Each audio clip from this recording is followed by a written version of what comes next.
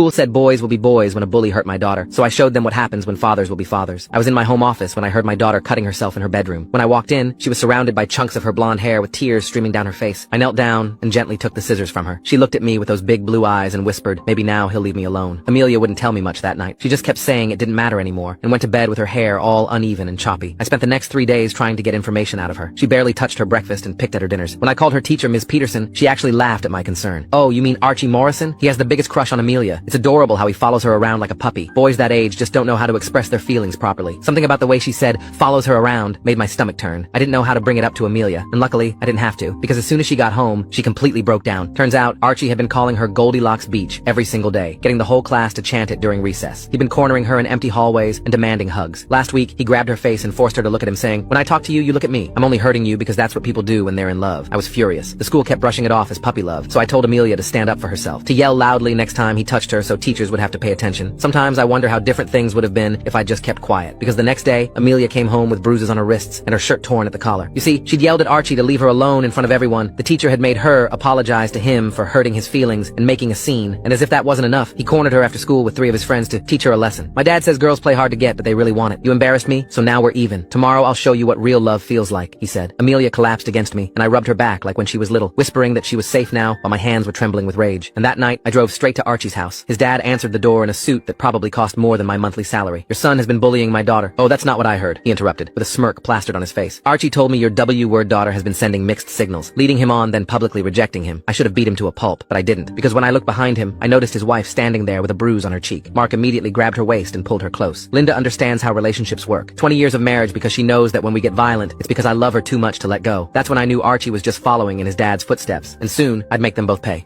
I left their house with my hands still shaking. The drive home took forever, because I kept pulling over to calm down. When I got back, Amelia was already asleep, her choppy hair spread across the pillow like broken wings. The next morning, I grabbed my phone and started taking pictures of her bruised wrists. She flinched when I touched them gently to get better angles. I documented every mark, every torn piece of clothing. Then I went through her backpack while she ate breakfast and found crumpled notes shoved deep in the front pocket. My stomach dropped as I read them. You're mine, written over and over in messy handwriting. Stop ignoring me or else. One had a crude drawing of a girl with X's over her eyes. I spread everything out on the kitchen table and took more photos. Amelia watched me silently, pushing cereal around her bowl. When I asked if there were any text messages, she shook her head, but wouldn't meet my eyes. Something told me there was more she wasn't sharing yet. That afternoon, the principal called. Not about Archie, but about Amelia. Mr. Thompson, I'm concerned about your daughter's behavior. She's been very disruptive lately, seeking negative attention. Have you considered counseling? Sometimes children act out when they're struggling at home. I gripped the phone so hard my knuckles went white. My daughter has bruises on her wrists from being assaulted yesterday. Did Ms. Peterson report that? Ms. Peterson mentioned Amelia made quite a scene, yes. She embarrassed young Archie in front of his peers. We can't have students creating hostile environments for others. The call ended with him suggesting Amelia might benefit from a fresh start in a different class, away from her friends, away from any witnesses. 2 days later, it happened. Amelia came home and went straight to her room without a word. When I knocked, she was sitting at her desk, staring at nothing. They moved me, she said quietly, to Mrs. Hoffman's class. None of my friends are there, but Archie's still in Ms. Peterson's class with everyone else. I sat on her bed, trying to control my anger. Did they say why? The principal said it was for my own good, that I needed space from the situation. She turned to face me, and her eyes were hollow. Dad, he wins. He always wins. The next few days were a nightmare. Amelia started eating lunch alone because Archie had recruited a group of boys to follow her. They'd surround her table, making kissing sounds and laughing when she tried to ignore them. The lunch monitors did nothing. When she tried eating in the library instead, the librarian turned her away, claiming Archie had reported she was damaging books. I installed a recording app on Amelia's phone after explaining why I needed to. She agreed immediately, desperate for any help. The first recording we captured made my blood run cold. Archie had cornered her by the water fountain. My dad knows people on the school board. He said if you don't start being nice to me, he'll make sure your dad loses his teaching job. You want your dad to be unemployed? Then smile when you see me. Armed with this evidence, I made an appointment with the superintendent. I prepared everything meticulously. Photos, recordings, documentation of the school's failure to protect my daughter. But when I arrived at his office, his secretary gave me a strange look. Oh, Mr. Thompson, Dr. Hayes is expecting you. The meeting was a disaster. Dr. Hayes sat behind his desk with his hands folded, barely glancing at my evidence. Mr. Morrison has already been here, he said calmly. He's quite concerned about your daughter's mental state. Apparently, she's been fixating on his son, following him around, making false accusations when he doesn't reciprocate her feelings. That's a lie, I said, pushing the photos across his desk. Look at these bruises. Listen to these recordings. He pushed them back without looking. Children can be very creative sensitive when they want attention, and recordings can be edited, taken out of context. Mr. Morrison showed me some concerning emails you've sent to other parents about his family. It seems you're the one doing the harassing. I hadn't sent any emails, but arguing seemed pointless when he'd clearly already chosen a side. Strange things started happening after that meeting. Every morning, at least one of my tires was low on air. The first time, I thought it was coincidence. By the fourth time, I knew better. I found small nails scattered near my driveway, positioned perfectly to catch tires. Then came the night Amelia woke me up at 2 a.m. She was standing by my bed, shaking. Dad, he sent me pictures. She held out her phone with trembling hands. The images made my heart stop. Photos of her bedroom window taken from outside, different angles, different nights. In one, you could see her shadow moving behind the curtains. I called the police immediately. 2 officers showed up an hour later, looking bored. They took notes, glanced at the photos, and shrugged. Without proof it was the Morrison boy, there's not much we can do. Could be anyone. Maybe install security cameras. Amelia didn't sleep the rest of the night. Neither did I. The next evening, someone knocked on our door around 8 p.m. I looked through the peephole and saw Linda Morrison standing there alone. When I opened the door, the porch light illuminated a fresh black eye. I need to talk to you, she said quietly, glancing over her shoulder. About Mark, about what he's teaching Archie. I let her in and made tea while she sat at my kitchen table. Her hands shook as she wrapped them around the mug. He has cameras, she said finally, all through our house. He's been showing Archie how to track people's phones, how to follow someone without being noticed. He calls it keeping tabs on what's yours. She reached into her purse and pulled out a USB drive. I copied files from his computer, videos from our home security system. You need to see what he's been teaching our son. I plugged it into my laptop while Linda stared at her tea. The first video showed Mark and Archie in what looked like a home office. Mark was demonstrating something on Linda, gripping her arm and pulling her close. See how she tries to pull away at first? He told Archie. That's natural. Women need to be controlled. They'll thank you for it later. Linda's face in the video was blank, resigned. Archie watched with fascination as his father showed him pressure points, ways to grab someone that wouldn't leave obvious marks. Your mother learned years ago that fighting back makes it worse. Smart women understand their place. I copied everything immediately, making multiple backups. Linda gave me more details about Mark's connections, his position on the school board, the people he had in his pocket. He'll destroy you if you're not careful, she warned. He's done it before to others who challenged him. After she left, I spent the night organizing everything into a comprehensive file, but I knew I needed to be strategic. Mark Morrison had already poisoned the well with the school administration. The next morning, I tried presenting my evidence to the school board. I'd barely started speaking when Mark stood up from his seat at the board table, a satisfied smirk on his face. Mr. Thompson has been harassing my family for weeks now. His daughter has an unhealthy obsession with my son, and instead of addressing it, he's enabling her delusions. I motion that we table this discussion until Mr. Thompson seeks appropriate mental health support for his child. The motion passed unanimously. Things escalated quickly after that. Amelia came home from art class covered in paint, her favorite sweater ruined. She was shaking as she told me what happened. Archie had cornered her while she was working on a project. He'd grabbed her hair, trying to cut off a piece with scissors. For my collection, he'd said. She'd pushed him hard, sending him stumbling into the paint supplies. The art teacher had walked in just as Archie hit the shelves. She'd seen the mess, heard Archie's cries, and immediately blamed Amelia. Detention for a week, she'd announced, and you'll be cleaning up this mess. During Amelia's first detention, Archie and 5 of his friends surrounded the classroom windows. They pressed their faces against the glass, making obscene gestures and mouthing threats. The detention monitor sat at his desk, deliberately looking at his phone. That night, I made the decision to pull Amelia out of school. We'll do homeschooling, I told her, just until we can figure this out. The relief on her face broke my heart. Thank you, she whispered, hugging me tighter than she had in years. But Mark Morrison wasn't done. 3 days into homeschooling, a social worker showed up at our door. We received a concerning report, she said, holding up official-looking papers, about educational neglect and isolation. I need to assess Amelia's living situation. As she introduced herself as Sarah Chen, something about her seemed familiar. She conducted her interview professionally, but I noticed how her eyes lingered on the evidence files I'd left on the coffee table. When she asked to speak to Amelia privately, I hesitated, but agreed. They talked for an hour. When they emerged, Sarah's expression had changed completely. Mr. Thompson, I think we need to have a different conversation about the Morrison family. I'm Linda Morrison's cousin. I've been watching Mark hurt her for 15 years. Sarah Chen sat down at our kitchen table, her professional demeanor shifting to something more personal. She pulled out her own phone and showed me photos spanning years. Linda at family gatherings with various injuries poorly hidden by makeup. I've documented everything I could, but Linda always protected him, until now. She explained that Linda had called her the previous night, desperate and ready to act. The USB drive was just the beginning. Sarah had already connected with a family lawyer named Catherine McKenzie, who specialized in cases involving domestic violence and institutional corruption. She's handled situations where abusers use their positions to manipulate systems. She knows how to build cases that stick. The next morning, I met Catherine at her office downtown. She was younger than I expected, with sharp eyes that missed nothing as she reviewed our evidence. She spent 3 hours going going through everything, asking detailed questions and taking notes. When she finally looked up, her expression was grim but determined. "Mark Morrison has done this before," she said, pulling out a thick folder. 3 other families filed complaints over the past decade. Each time they were discredited, isolated, and eventually moved away. But none of them had what you have: Linda's cooperation and Sarah's professional documentation. She outlined our strategy. We needed more evidence, particularly of Mark's direct involvement in orchestrating the harassment. She gave me specific instructions on what to document and how to protect ourselves legally while gathering proof. That afternoon, Amelia showed me something she'd been hiding. More photos on her phone, but these were different. Screenshots of a group chat where Archie was giving other boys instructions. Make sure she can't eat anywhere. Block the hallways so she has to talk to me. My dad says if enough people say she's crazy, everyone will believe it. I forwarded everything to Catherine immediately. She responded within minutes, telling us to back up everything in multiple locations. 2 days later, our doorbell camera caught something disturbing at 3 a.m. A figure matching Archie's build spray painting words on our fence. The vandalism was vile, threats mixed with crude drawings. But we had him on video, clear as day. When I went outside to document the damage, I found something else. Our garden hose had been cut, water flooding the side of our house. The outdoor electrical outlet had been tampered with, though thankfully the breaker had tripped before any fire started. I called the police again, but this time I name-dropped Catherine Mackenzie. The officers' attitudes shifted immediately. They took the vandalism seriously, documented everything thoroughly, and promised to file a complete report. Catherine called that evening with an update. "Linda came to my office today. She brought 20 years of journals documenting Mark's abuse, names, dates, specific incidents. She also has recordings from their home security system that Mark doesn't know she copied. The recordings were damning. Mark instructing Archie on how to intimidate girls. Never leave marks where teachers can see them. If she tells, just say she's jealous and wants attention. Remember, son, fear is more powerful than love. Once they're afraid, they'll do anything to make it stop." But the most chilling recording was recent. Mark telling Archie exactly how to escalate with Amelia. "Her father's getting too bold. Time to show them what happens when people challenge us. Start with the house. Make them feel unsafe everywhere." Catherine filed for emergency restraining orders the next morning. The hearing was scheduled for the following week, but she warned us that Mark would escalate once he was served. She was right. The day after Mark received the papers, 3 school board members showed up at our house. They stood on our porch like a delegation of intimidation, led by a man named Robert Mackenzie, who introduced himself as board president. "Mr. Thompson, we're concerned about your fitness as an educator," he began, reading from what looked like prepared notes. "Multiple reports suggest you're coaching your daughter to make false allegations. That's a serious ethical violation that could impact your teaching license." I recorded the entire interaction on my phone, visible in my shirt pocket. "Are you threatening my job because I'm protecting my daughter from assault?" Robert's face reddened. "No one's threatening anything. We're simply suggesting that this situation could be resolved quietly if you'd be reasonable. Mr. Morrison is willing to ensure your continued employment if you withdraw these baseless accusations." "Get off my property," I said calmly, "and tell Mark Morrison his intimidation tactics won't work." They left, but not before Robert made one final comment. "You have no idea who you're dealing with. Mark Morrison has connections you can't imagine." That night, Linda called from Sarah's house where she was staying. Her voice was strained but determined. "Mark's getting desperate. He's been calling everyone, trying to control the narrative, but I found something else. He has a notebook where he's documented his control strategies for years. Names of people he's blackmailed, favors he's called in, pressure points he's exploited." She'd photographed every page before leaving. The notebook revealed a web of manipulation throughout our small town. School officials, local business owners, even a few police officers who owed Mark favors or feared his influence. Catherine was ecstatic when she saw the photos. "This changes everything. It's not just about your family anymore. This is a pattern of corruption and abuse." We spent the next 3 days preparing for the hearing. Catherine coached Amelia on how to testify, keeping things factual and clear. She was brave, my daughter, even though her hands shook when she practiced describing what Archie had done. Meanwhile, the harassment continued, but became sloppier. Archie was caught on school security cameras leaving threatening notes in other students' lockers, trying to recruit them against Amelia. The principal, suddenly nervous about liability, actually called to apologize for his previous dismissiveness. The morning of the hearing, we arrived to find the courtroom packed. Word had spread, and several other families were there. Parents whose children had been bullied by Archie, women who recognized Linda's story as their own. Mark entered with an expensive lawyer, his confidence intact, until he saw Linda sitting with our legal team. His face went through several expressions: surprise, rage, then careful blankness. The judge, Roberta O'Catherine, was known for her no-nonsense approach. She reviewed the evidence methodically, asking pointed questions. When Catherine presented the recordings of Mark teaching Archie intimidation tactics, the courtroom was silent except for the sound of Mark's lawyer frantically scribbling notes. Amelia testified with remarkable composure. She described the escalating harassment, the fear she felt, the way the school had failed to protect her. When Mark's lawyer tried to suggest she was exaggerating, she simply pulled out her phone and showed the judge the photos Archie had taken of her bedroom window. He sent these at 2:47 a.m., she said quietly, with a message saying, "Sweet dreams, Goldilocks. I haven't slept well since." Then came the moment that changed everything. Archie was called to testify. His father had coached him well, but teenage arrogance betrayed him. When asked about the harassment, he smirked. "My dad says girls need to know their place," he stated proudly. "Amelia was being difficult, so I had to show her who's in charge. That's what men do." The judge's expression hardened. "And who taught you this?" "My dad. He showed me with Mom how to make women listen. He says once they're scared enough, they'll do whatever you want." Mark lunged from his seat, grabbing Archie's arm hard enough to make him cry out, "Shut up, you idiot!" Court officers immediately restrained Mark, but the damage was done. He'd just assaulted his son in front of a judge, proving everything we'd claimed about his violent nature. Judge O'Catherine called a recess. When we returned, her ruling was swift and comprehensive. Permanent restraining orders for both Mark and Archie. No contact with Amelia or me, directly or through third parties. Archie was mandated to undergo intensive therapy with regular court monitoring, but she wasn't done. "Mr. Morrison, your behavior in my courtroom today, combined with the evidence presented, deeply concerns me. I'm referring this case to the district attorney for criminal charges, including witness intimidation, assault, and conspiracy to commit harassment." Mark's lawyer tried to object, but the judge cut him off. "I'm also forwarding all documentation to the school board with my strong recommendation that Mr. Morrison's position be reconsidered immediately." As we left the courthouse, Linda approached us. She looked exhausted, but somehow lighter. "Thank you," she said simply, "for believing the evidence, for fighting back. You've given me the courage to finally end this." Her divorce lawyer was waiting in the parking lot. With the restraining order and Mark's courtroom assault on record, she was filing for emergency custody and fast-track divorce proceedings. The next few weeks were a whirlwind. Mark was arrested on multiple charges after the DA reviewed the evidence. His bail was set high due to the documented intimidation tactics. The school board, suddenly concerned about liability and public image, voted unanimously to terminate his position. Several other families came forward with their own stories about Archie's bullying and Mark's protection of his son's behavior. Catherine filed a civil suit on behalf of multiple victims, seeking damages and institutional changes. The school district, facing potential lawsuits and public scrutiny, implemented new anti-bullying policies with real teeth. Teachers received mandatory training on recognizing and addressing harassment. The principal, who had dismissed our concerns, was placed on administrative leave pending investigation. Archie was transferred to a therapeutic boarding school specializing in behavioral modification. The court mandated weekly therapy sessions and regular progress reports. His therapist, Dr. Kathy Tubert, later told us that Archie's worldview had been so warped by his father's teachings that it would take years to undo the damage. Linda's divorce proceeded quickly. With the criminal charges against Mark and the documented abuse, she received full custody. Mark was allowed only supervised visits, which Archie initially refused to attend. The criminal trial was set for 6 months out, but Mark's attempts to intimidate witnesses from jail only added to the charges against him. Several of his former allies distanced themselves, suddenly remembering instances of his inappropriate behavior they'd previously ignored. Our community slowly began to heal.